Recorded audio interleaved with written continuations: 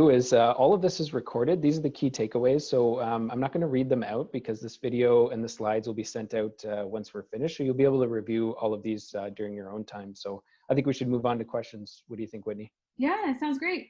So guys, jump on over into the chat box. I have two here that I could answer quickly if you don't mind. Okay, so I had earlier on when I was talking about condos, I had Ellie ask about to elaborate on the buying the smallest unit of any one type. So this isn't true all the time, but usually, so for example, a one bedroom will typically range between 450 to 600 square feet. I mean, that's a general rule. There's smaller and there's bigger. The price difference between the 400 square foot one bedroom and the 600 square foot bedroom will be quite substantial. So, you know, for example, we're talking about maybe $100,000 difference. I've seen those price swings, but the rent that you can get for each, yes, you'll be able to get a little bit more rent for the 600 square foot one, but run your pro formas, and I will bet you that the smaller one bedroom unit, because it's a cheaper price, will get you higher cash flow. So just keep that in mind as you're looking at condos, that there's different opportunities to improve your cash flow and maybe spend a little bit less money. And the last one I saw for me was from Sorab about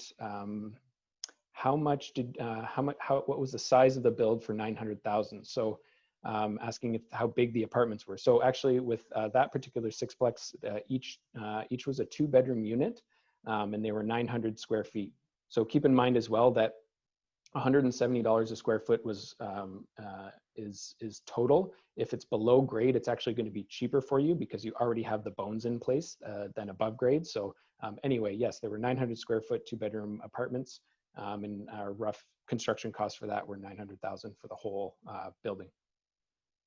Awesome. Oh my gosh, Brad, I'm so excited about the Miss Middle that you did. We are working on actually a similar project here in Colorado. So that was so refreshing. And thank you for pointing that out. There's a couple of questions in here regarding the rehab. All right, so that rehab was located in Kansas City, Missouri. And yeah, I actually, again, I bought it for $72,000. I put $8,000 in, so I was only into it for $80,000. And remember, we calculated 75% loan to value on $125,000 is 93 and change. So I could have, if I did refinance it out, I could have rolled in my closing cost into the deal and had zero into it. So you can do that. You can, when you do a refinance, you can do a rate and term refinance or a cash out refinance, and yes, you can roll in closing costs if there's enough space in there. And as far as the timeline to refinance out, I've written a lot about this on various forums. If you buy all cash, yeah, you do need to let the title season if you're going to refinance out conventionally. And for most lenders, that is 6 months. If you're going to refinance out commercially, then you could probably get it refinanced out in about 90 days. After that, if you use a hard money or private money loan, as long as they put a note on the property, it's actually a recorded note, you should be able to do a rate and term refinance immediately. So that's really why I love using hard money and private money on my projects, not only because I can create velocity with my own money and have less of my own money in the project, but because I can actually get to the refinance a lot quicker. Yeah, that's kind of how I make that happen. No, I love that, Whitney. And the secret sauce to the new build construction is the refinance scenario after a stabilization period. It's so powerful, and once you do it once, it gets a lot easier. Ooh, we just had a great question come in. I take out loans to buy my rentals. At what point am I over leveraging? Brad, I would love to hear your feedback on that, and then I can chime in. Yeah, I mean, again, that there's so many other factors that would weigh into providing a good response to that. I would just say be very careful. It would depend on the type of loans. If you're talking about maybe if it's a HELOC that at least in Canada, they're tax deductible and you're doing that maybe once, I would say it's fine. But if you're taking out other loans and over leveraging beyond, the 80% LTV on your rentals with private money and that kind of stuff, I would, especially in this environment, I would just say, please be very careful. Yeah. So I echo Brad's sentiment here. I'll just take I'll like embellish it on the rehab side. On the rehab, the reason why I like using rehab or the BRRRR method is because I'm actually the 25% equity or whatever that number actually ends up being according to my business plan. That'll actually carry me. That's the down payment. That carries the down payment on my new loan. Then I'm only 25% equity into the project. It's the property's equity, not my equity. Now, do I want to lose that if I need to fire sale the property? Absolutely not. I mean, because that's one of my wealth generators. But I am hedging my bets against a down market. And also, you know, if we're talking about conventional loans and you're putting 20% down on conventional loans, you know, that personally, I wouldn't go any lower than what you're comfortable with there, because then you're really having to depend on market forces to raise the value of your property so you can sell. So even if you put 28% down, that's not even that well protected if you have to use a realtor to sell the property.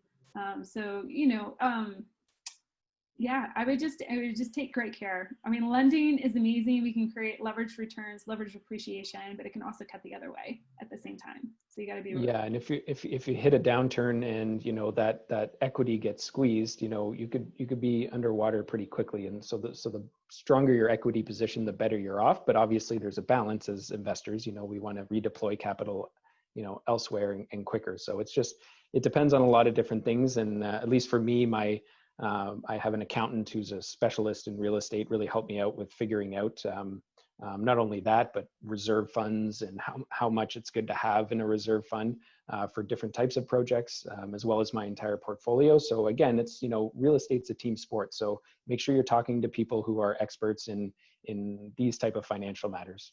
Mm-hmm. Yep. Ooh, I'm going to throw in one other hot tip here. Try to keep your debt service coverage ratio on a property above 1.25, and you'll never get shut down from, I shouldn't say never. I can't ever. Never say never, but that's Write a good, that. that's a good. Yeah, the chances of you getting shut down from lending are especially if you're going into, you know, investor lending or commercial lending, the chances are very slim. So keep your debt service coverage ratio at 1.25 or higher. And if you don't know how to calculate that after this, go on Google and figure it out. It's pretty straightforward, but it's something you need to know to be able to do back of the napkin analysis on your properties. Awesome. Well, hey guys, we have time for a couple more questions. Throw them in the chat box. I really appreciate everybody being on with us today. I know we've gone a couple minutes over, but I hope you guys found immense value. And I mean, we tried to squeeze a lot of content in a short amount of time. So, you know, jump in the chat box. We'll hang out for a couple more minutes. Buying a home with a tenant in place, 4 months left on the lease. Can I have the seller put 4 months rent into escrow to protect myself in case the tenant does not pay rent? Yes, you can. Yeah, You can always ask for it. Why not? Brad? Yeah, we don't use escrow a lot in Canada as much as you do in the US, but yeah, as from my understanding from doing a lot of investing in the US and having a lot of friends there, is, I mean, you can negotiate anything you want, not anything you want, but you can get very creative. If that's a serious concern for you, you could ask the seller for that, or you can ask the seller to provide vacant possession as well. And you know, a lot of people do cash for keys or other ways to get the renters out there. I don't like inheriting tenants, so I would be very cautious about taking on someone's tenants. Yeah.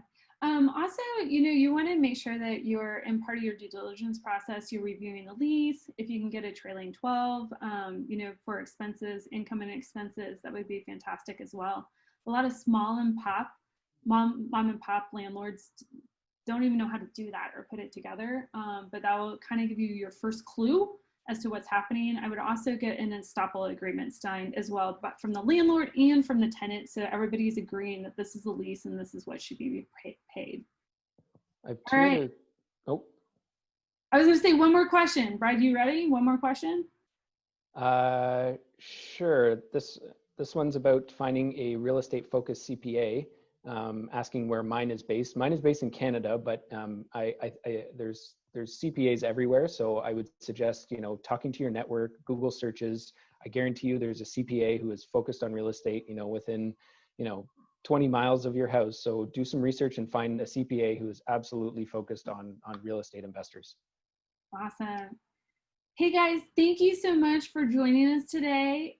It's been amazing. We have recorded this and we will post the recording as well as the content and send it out. And we really appreciate you. Look for an email from us later on today with that information.